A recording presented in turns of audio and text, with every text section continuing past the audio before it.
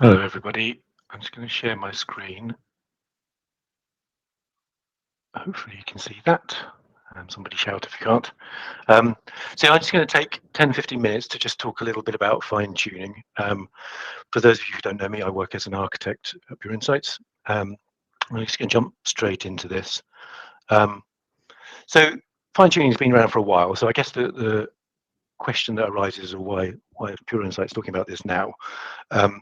And there's a couple of drivers, but one of them, which I'll cover now, is that there's recently a pretty big survey came out, made a bit of a splash from MIT, reporting. Basically, they did a survey and a load of interviews and a review of public statements, and from that found that 95% of GenAI projects fail to deliver value. Now, they're pretty strict about how they define that. They mean sustained impact on profitability and productivity. So that's fairly strict definition. But nevertheless, only 1 in 20 meeting that criteria is worth looking at in a bit more detail. So they found that there were 4 sort of recurring traps. There was expectation mismatch, which essentially people were comparing the tools that have been developed in-house to things like ChatGPT and going, oh, I'll just carry on using that, actually. Or they're weak use cases. So perhaps somebody thought something might be a good idea, but in actual fact, it doesn't deliver much value. It's just a fun experiment, really. The third area was go it alone builds, where perhaps the team are not sufficiently experienced in how to squeeze the most out of these technologies, and have maybe run into difficulties or missed a trick, essentially. And then we've got workflow misfit, which is essentially, you can have that with any project. You build something, but actually it doesn't fit into the way that people want to work, and so they don't use it. So those were the 4 sort of themes that they pulled out. With the 5% of success cases, by which I mean they deliver profit and they make people more productive, measurably more productive, and that's important. They tended to address a clear, well-known and measurable need. So somebody had been moaning about something not working or something being a pain to do or taking too long, and they decided that they would automate it using AI or provide additional tools to make it easier. And then they measured to show that they'd improved the situation. That's pretty key. We don't know how many of these 95% are delivering value, but nobody knows. Secondly, they partner with vendors and with third parties to make sure that the solution actually fits their business need and isn't just a sort of a technology offering. So the technology vendors are brought in to help extract the most value from their tools. And then importantly, the third point was that the solutions that worked and deliver value were adapted to the enterprise environment. And that's where fine-tuning comes up, because fine-tuning models is one way that you can adapt these kinds of LLM usages to an enterprise environment. So I thought that is enough of a trigger for us to maybe consider. I personally haven't seen many people doing much fine-tuning of models out in the wild. Typically, people say, I don't have the data, or I'm getting enough value already. But maybe we're all missing a trick here. So I thought I'd just jump into what are the methods of fine-tuning. So the one that's always been around is when you're essentially taking a whole model and you're visiting all of the weights in that model and updating them. And that gives you the maximum accuracy, but it's also got the highest cost, takes the longest time to do, requires the most data. And so that's the reason that most people go, oh, I'm not going to do this fine-tuning business. But actually, over the last couple of years, you can do it in a much more lightweight way, which in some cases only needs a few hundred examples to make a big impact. And these are a class of fine-tuning methods called PEFT, which is from a library developed by Hugging Face. Stands for parameter efficient fine-tuning. And there's 3 main classes of them. There's these LoRA, which stands for low rank adaptation, where you just train a proportion of the model. It's much cheaper, and it uses matrix algebra to just sort of adjust the weights inside the model. Essentially, think of it like you take the model and you put an overlay on top that just adjusts the sort of output a little bit. But you're not actually changing the core model that's been trained by a third party. And then there's adapters. They're very similar. They just work slightly differently in that you have a network, and another neural network that sits inside the model and adjusts the weights at each level, typically just at the attention level. So that's the bit where the model's deciding which are the most important bits of the input. And then there's a third class called prompt prefix tuning, which you don't do anything with the model itself. You just change the inputs a little bit. And typically that's some additional embeddings or vectors coming in with the other inputs that you would normally give it, that then tweak the emphasis for that model. So those are the three classes. There's some other variants. I'm not going to try and cover everything in 10 minutes. But and then finally, there's the one that we see most people fiddling around with, which is prompt engineering. So you don't try and change the weights, you don't try and tweak the model at all. You just try and make sure that your human language input covers all the permutations and idiosyncrasies that you might need to cover off. So those are the methods available. The question then is always, what data do I need for this? And if you're doing full fine-tuning, you're going to need hundreds of thousands of examples. So that's normally prohibitive.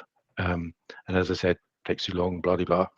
If you're using PEFT, you can get away with making a difference with a few hundred examples. And if you've got a few thousand, you can start to adapt the model to know about your, whatever it is, product catalog, your organizational structure, the jargon and acronyms that you use inside your organization. You can also teach it what sorts of responses you want to get from it. And if you take that even further, you can even develop sort of novel skills or capabilities. But you shouldn't get hooked up on the amount of data as such, because quality is probably more important, and it needs to be curated. I mean, you can use a model to generate some data, but it does need to be curated to some extent so that you verified it, that it's covering the right sort of areas, and that it's diverse enough, and that it covers enough of your domain that you need it to, and also doesn't introduce safety or confidentiality issues. So for that reason, evaluation sets are essential. You do need to plan to measure and understand the impact of doing this fine-tuning. And then you probably need some people who know how to do this stuff. So data scientists, prompt engineers, and people who know your business and know how to roll things out.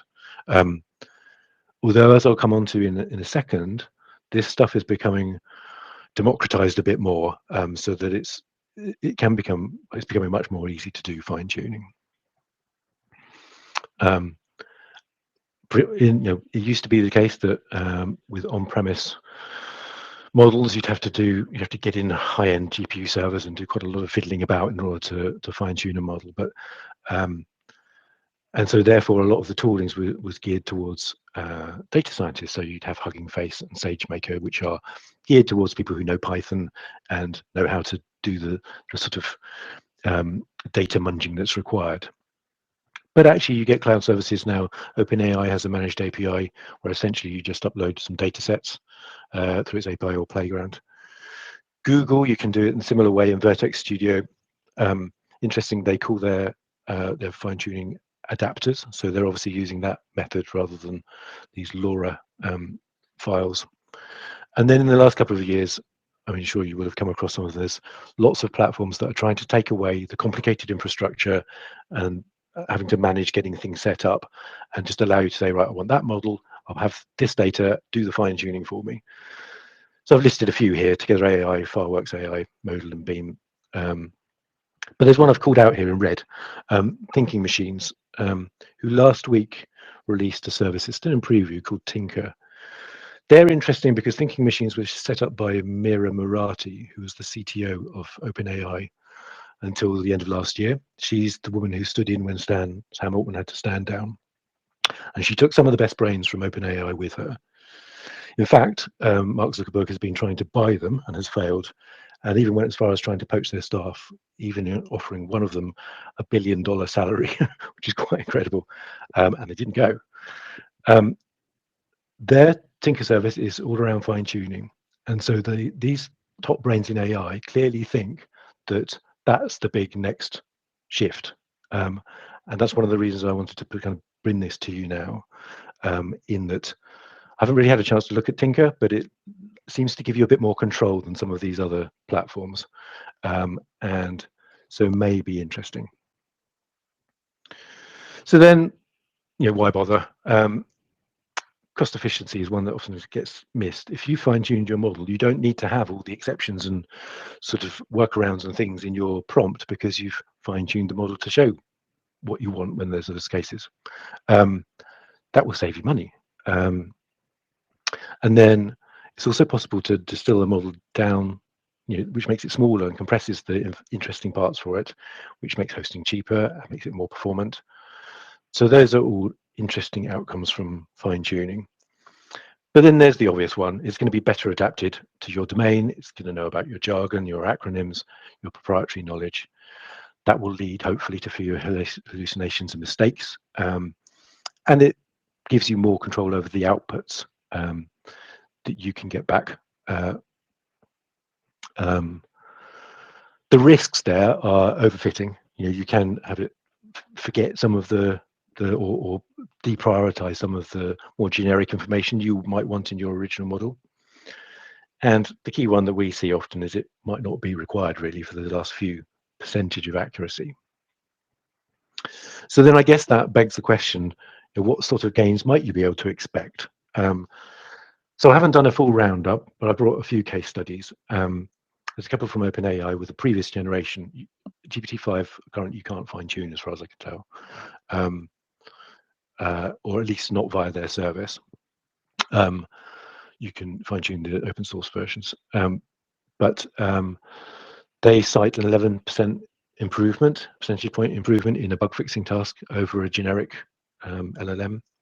For an SQL task, they hit a 71% accuracy, which is kind of in line with a specifically trained model that's intended to do that.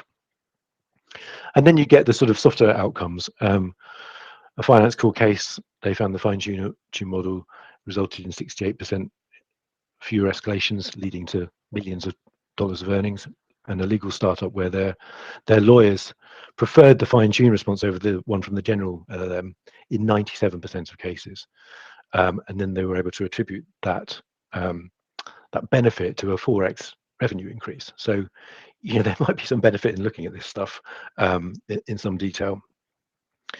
But we still see that, on the trends front, we still see the fine-tuning is pretty rare.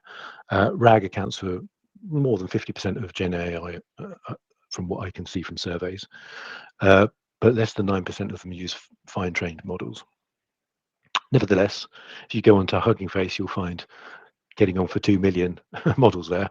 So people are doing this stuff, even if it's not making it to production. And I think the key thing is that the tooling's out there to make this relatively easy to do now, without necessarily needing a specialist data scientist or somebody who's a Python ninja. However, the availability of quality data is still an issue. I saw Dan posted a question about what's it called? InstructKit, I think it's called, and that uses these LoRA models, but it also provides some tools to kind of identify where the gaps are in the knowledge of the model, and to generate some synthetic data to sort of plug that. So there are tools for getting around that sort of stuff. So is it worth it? It's definitely worth it if you've got a lot of proprietary knowledge in jargon heavy domains, or you've got compliance requirements or regulatory requirements that means that you need to be responding in a particular way to requests to the LLM. It's maybe not worth it if it's obviously solvable via sort of regular RAG, which most companies have had got familiar with now, or if you have fast changing data or very low quality data, which means that you're not going to be able to fine tune it, or once you've done it, you're immediately going to have to do it again. Or it may be not useful if you have infrastructure constraints, perhaps you're on premise, or there's other budget constraints. It's not especially expensive, but it is a consideration. And furthermore, 80 to 90% of the value can come from simple methods. And there we go. Just so wrapping up, before considering fine-tuning, you need to consider if you have the data, is there ROI justified? Always consider that fine-tuning is powerful, but it's not really a silver bullet. EFT is becoming a practical standard for this stuff, and it's getting easier to do fine-tuning, and the tools for doing it are getting better. So you consider it when the potential outweighs the cost of risks. And there we are.